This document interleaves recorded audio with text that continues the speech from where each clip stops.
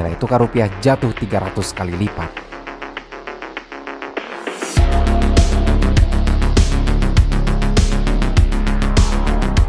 Saat itu, Indonesia memasuki tahun 1998 dengan kondisi ekonomi yang centang perenang.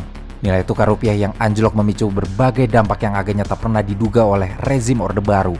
Harga-harga bahan pokok yang mulai meroket tajam menjadi sinyal kepada rakyat bahwa krisis ekonomi bukanlah diskursus para ekonomi belaka, melainkan kenyataan yang benar-benar akan dirasakan oleh seluruh rakyat Indonesia. Rentang dari tahun 1997 sampai 1998 itu sendiri ditandai dengan kemelut politik yang penuh dengan intrik, misteri, kekacauan, dan penuh tragedi. Dan dalam kesempatan ini, kami ingin menyajikan lengkap apa yang terjadi dalam satu putaran sejarah yang bernama Reformasi. Kejatuhan Soeharto tidak terjadi tiba-tiba dan sekonyong-konyong. Ada kondisi-kondisi objektif tertentu yang membuat kejatuhan Soeharto hampir menjadi niscaya. Krisis ekonomi yang melanda Asia dan kemudian menjalar hingga ke Indonesia menjadi api yang mempercepat keruntuhan Orde Baru.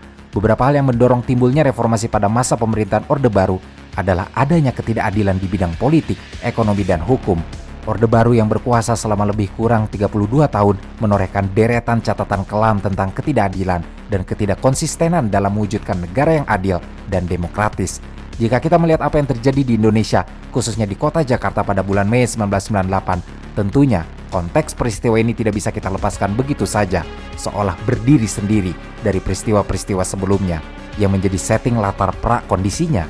Penting bagi kita untuk melihat kurun waktu sebelumnya, bagaimana dinamika gerakan rakyat dan mahasiswa antara tahun 1996 dan tahun 1997 yang begitu dinamis dan bergolak dalam menentang rezim Soeharto, serta bagaimana konteks narasi-narasi alur sejarah itu berlangsung.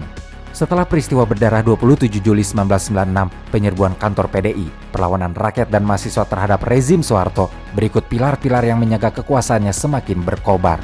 Situasi pasca 27 Juli, gerakan rakyat mengalami masa-masa mencekam di mana terjadi crackdown atau pemukulan keras terhadap Partai Rakyat Demokratik atau PRD dan ormas-ormas sektoralnya seperti Solidaritas Mahasiswa Indonesia untuk Demokrasi atau SMID, Serikat Tani Nasional atau STN, dan JEKER atau Jaringan Kerja Kesenian Rakyat.